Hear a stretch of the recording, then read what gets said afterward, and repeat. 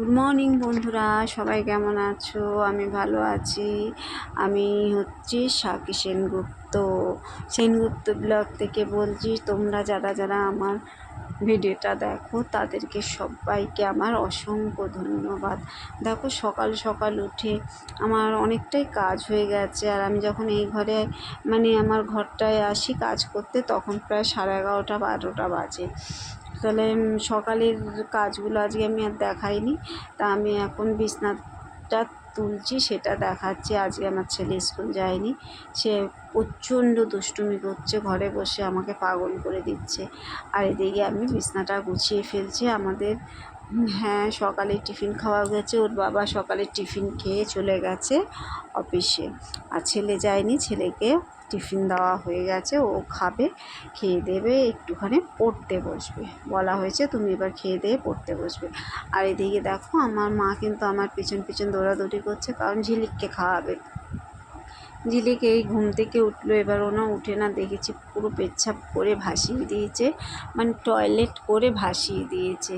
পুরো জামা কাপড় তারপরে কাঁথা টাথা সব ভাসিয়ে দিয়েছে। এবার আমি ওকে পরিষ্কার করব, পরিষ্কার করে তারপরে বিছনাটা গুছিয়ে আমি এবার ওই ঘরে চলে যাব। তারপরে মা ওকে খাওয়াবে। আর ঝিলিককে একটু পরিষ্কার করছি, কারণ ঘুম থেকে উঠেছে, মেয়েটা হিসু করেছে। কাঁথা টাথা আমি সব পাল্টে দিচ্ছি। এরপরে বিছনাটা পাল্টে দিই, বিছনার চাদরটা একটু গুছিয়ে দিই। তারপরে ঝিলিককে মা খাওয়াবে। আর ওই ঘরে গিয়ে না আমার অনেক কাজ আছে, আজকে সব রান্না করতে হবে। যেমন অনেকগুলোই পদ করতে হবে, কারণ আজকে রান্না বান্না ফ্রিজে কিছু নেই। আজকে পুরো রান্নাটাই করতে হবে। তা আমার মাছ নামানো আছে, আজকে লোটে মাছ করব। আর হচ্ছে ভেন্ডি আলু ভাজবো। আর ভাবছি একটু ডাল করে নেবো, কারণ আর না, লোটে মাছ দিয়ে শুধু হবে না, আবার ছেলে মেয়েদের জন্য ছেলের বাচ্চারা তো লোটে মাছ খেতে পারবে না, ওদের জন্য দুটুকরো নামিয়েছি, কি কাটাপোনা মাছ নামিয়েছি। ওটাকেও না ভেজে দেবো আমার মেয়ের জন্য আর ছেলের জন্য।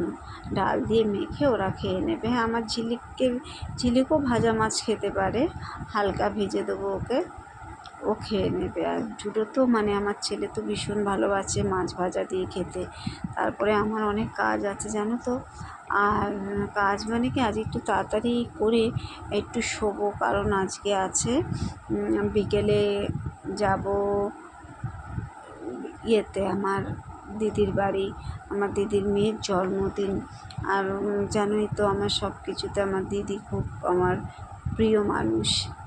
জীবনের দিদি আর আমার দিদির মেয়েকে আমি খুব ভালোবাসি। আমার সব কিছুতেই ওরা আসে, আর আমিও ওদের সব কিছুতেই যাই। যেহেতু দিদি, আমাদের যে বিয়ে হয়ে গেছে তো কী হয়েছে, আমরা কিন্তু কেউ কাউকে নেমন্তন্ন করি না, যে নেমন্তন্ন করলেই জন্মদিনে যাব সেই ব্যাপারটা আমাদের নেই। ও আমার জন্মদিন, আমার ছেলে মেয়ের জন্মদিন, আমার দিদি সব কিছুতে অ্যাটেন্ড করে, কিন্তু আমি বলি নাই যে চলে আসবি, কিন্তু বলি না, কিন্তু ও ঠিক চলে আসে। ঠিক আমিও তেমন, আমার দিদির জন্মদিন কিংবা আমার দিদির মেয়ের জন্মদিন, দিদির বিবাহবার্ষিক আমাকে বলতে হয় না, ওরা বলে না, কোনোদিনও বলে না। ওরা জানে ঠিক আমি চলে যাব, আর আমিও ঠিক জানি আমার দিদিও ঠিক চলে আসবে, কারণ বলতো এটা আমাদের মনের টান। আর আমি না খুব ভালোবাসি আমার দিদিকে, শুধু আমার দিদিকে ভালোবাসি না, আমার ভাইকেও খুব ভালোবাসি। তা ওরাও আমাকে খুব ভালোবাসে। তাই একটু তাড়াহুড়া করছি, তাড়াহুড়া করতে করতে এদিকে কিন্তু আমার ছেলে খুব উৎপাত করছে।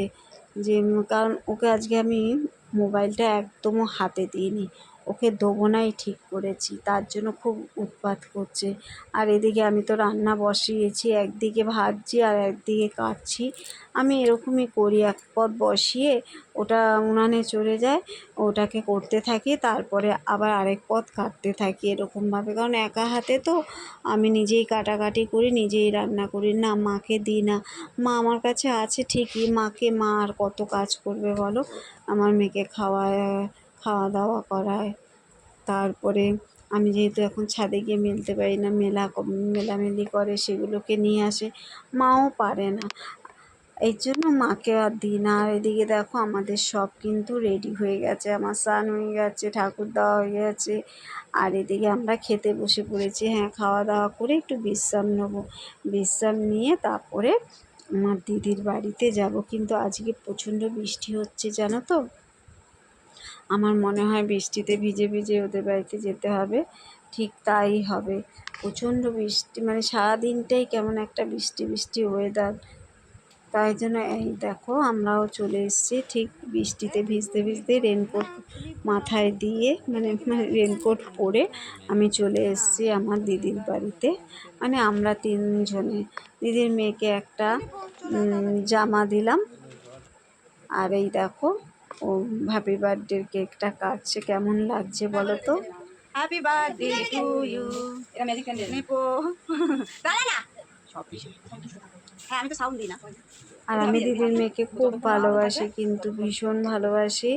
ওরা ভালো, ও অনেক বড় হোক, ও অনেক ভালো হোক, ওর ভালো আমি সারা জীবন চাই। আমি আর ওর মেসোও কিন্তু ওকে খুব ভালোবাসে। তাহলে আজকের ব্লগটা এত পর্যন্তই, কারণ আর কিছু কি বলবো বলো। আর এদিকে আমার ছেলে দেখো ল্যাপটপ নিয়ে বসে গেছে। টাটা, বাই বাই, আবার দেখা হবে একটা নতুন ব্লগ নিয়ে।